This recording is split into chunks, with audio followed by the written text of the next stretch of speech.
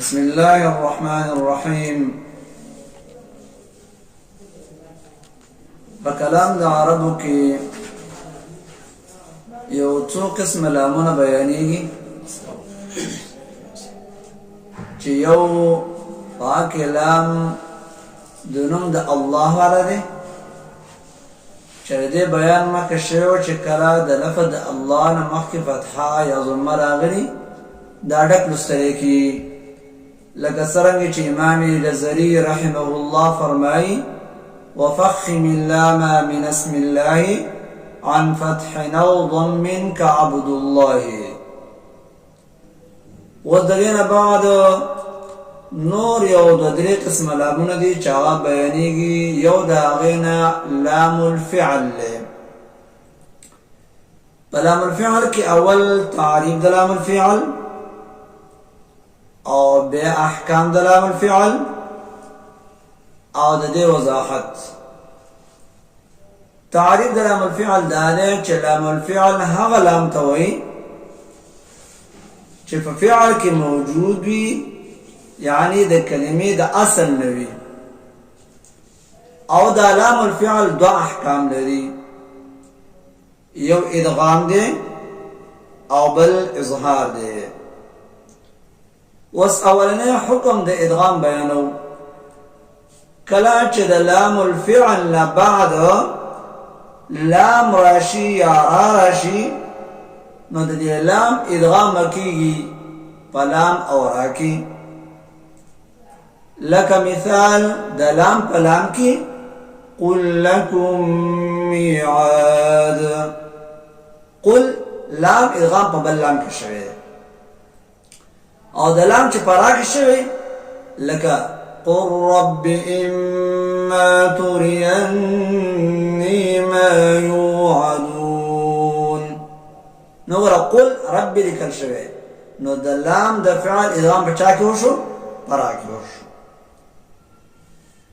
دویم حکم چې دی هغه د لام الفعل اظهار دی. کله چې د لام الفعل نه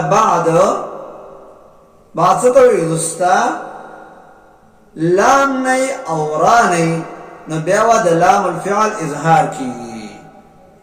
لکه مثال قل نعم وانتم داخرون يلتقطوا.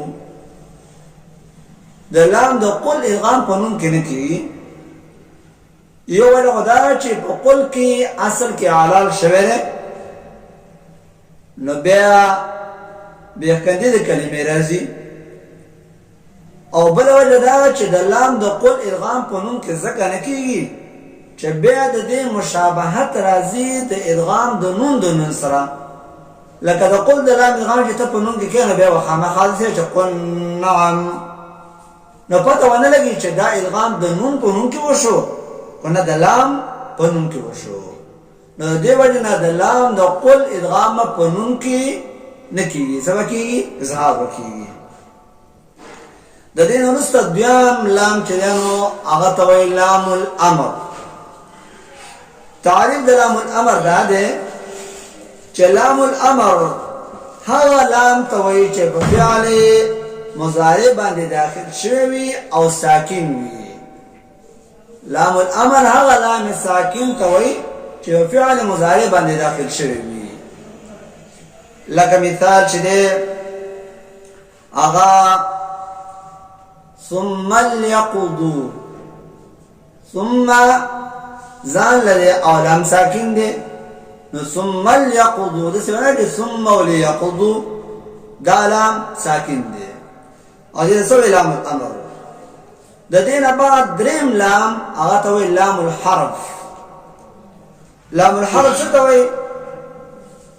لام الحرف تعریف دا چې لام الحرف لام د هل او د بل ته وایي، دا پیژندل دي. او دا لام چې نو دا هم دو احکام لري. لام الحرف یو ادغام دی او بل څه اظهار. وضاحت دا دی چې هر کله د لام الحرف نه بعد لام د هل او د بل راشي لام الحرف څه ته وایي؟ لام د حل او بل ته وایي.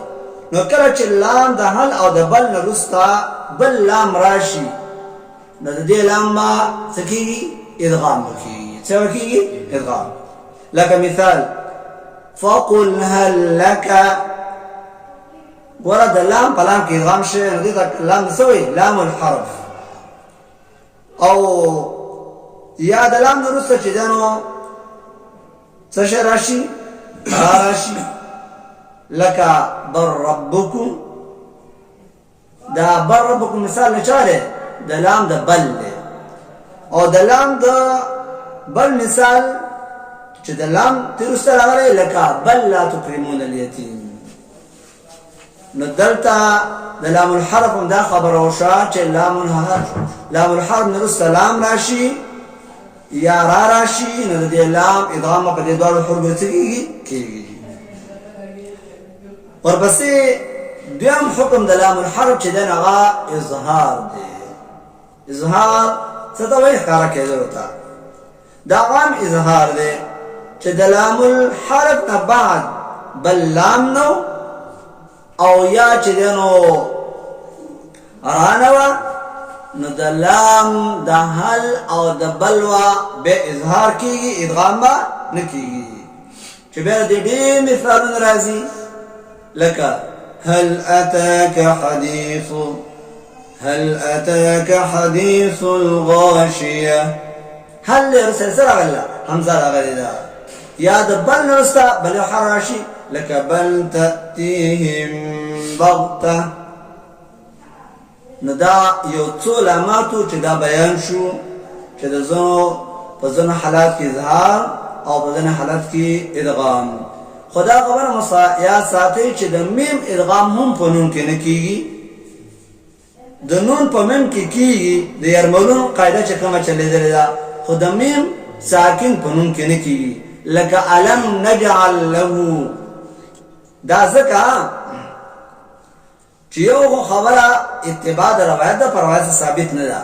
بله وجه دا ده چې که چېرته د میم د نون کې ادغام وشي نو بیا التباس راځي د ادغام د نون سره، ځکه بیا به داسې ویلی کېږي چې الم نجعل له، نو پته ونه لګي چې دا د میم ادغام شوی په نون کې و نه د نون شوی په نون کې. نو د میم ادغام په نون کې نه کېږي. صحیح ده؟ او بل دا چې میم چې دی دا د انطباق الشفتین سره تعلق ساتي، د دواړو شونډو د یو ځای کېدلو سره. او نون د انفتاح الشفتین سره تعلق ساتي. نو دا دواړه ځان له کیفیتونه دي. نو د دې وجه نه د دې ادغام نه دی شوی. السلام علیکم.